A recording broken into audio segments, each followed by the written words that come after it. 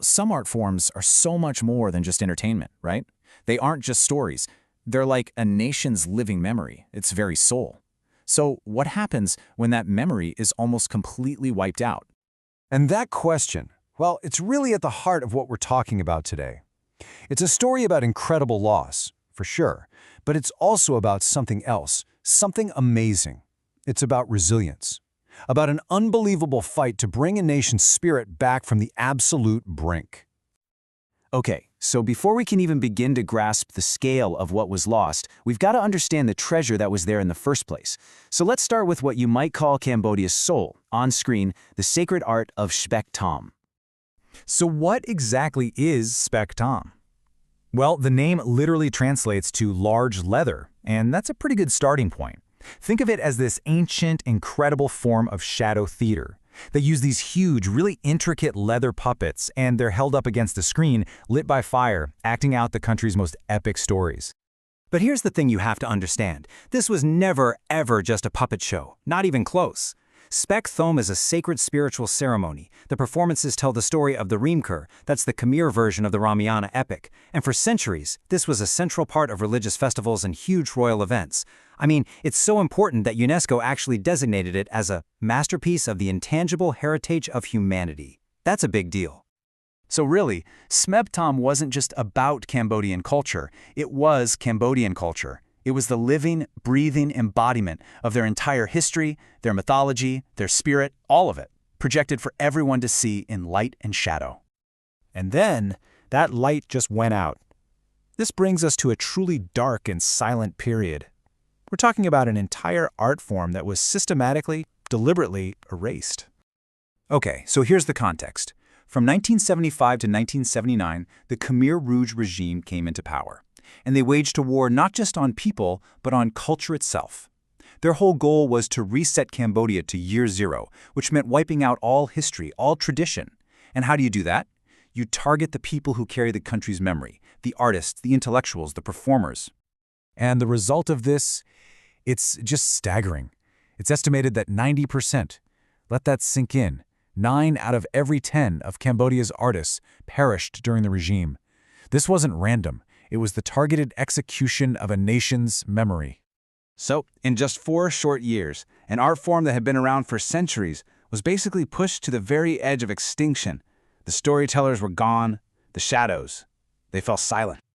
But even in the middle of all that devastation, a tiny flicker of hope remained. And this is where our story pivots. It's about a monk who made it his life's mission to reignite that flame. His name is Venerable Pin Sem. He was a monk, and he was one of the very, very few master artists who actually survived the genocide. And when he saw what had happened, how his culture had been just decimated, he took on this seemingly impossible mission. He was going to find all the scattered remnants of Sanjatam and somehow bring it all back to life. And just look at this. This really shows you the monumental task he was facing. Before the regime, you had hundreds of active masters. Afterwards, a handful, maybe. A thriving artistic tradition became, well, fragmented, lost knowledge, and most of the actual artifacts, the priceless puppets, were just gone, destroyed. So, for Pin Sem, this was so much bigger than just preserving an art form. You can hear it in his words. We had to bring it back to life. It was our memory, our identity, our soul. See? He wasn't just trying to save some old puppets. He was trying to save the very soul of his country. So, how do you even begin a task that huge? Where do you start? Well, the next part of our story is all about that. The absolutely painstaking process of rebuilding an entire artistic world from nothing but a few scattered memories. The path he took was incredibly methodical. Step 1, he had to track down the few other surviving masters. Then step 2, he just sat with them for hours and hours, documenting every single fragment of a memory they had, a story, a dance move, a carving technique. From there, he started training a whole new generation of apprentices from scratch, kids who had never even seen this before. And all while doing that, he had to relearn how to actually make the sacred puppets. And believe me, every single one of those steps was a huge challenge. I mean, just finding the right kind of cowhide was tough.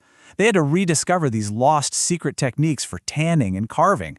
They were reconstructing entire epic scenes purely from memory.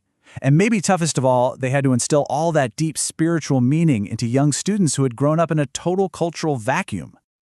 But after years and years of this tireless, dedicated work, something pretty miraculous started to happen. Against all the odds, the shadows began to dance again.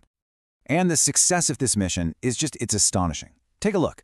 Back in the early 1980s, you could literally count the number of surviving masters on 2 hands. Today, because of this revival, there are over 100 practicing artists. The silence was officially broken, and thanks to the incredible dedication of Venerable Pin Sem and the students who believed in his mission, Spec Thome is no longer just a relic of the past.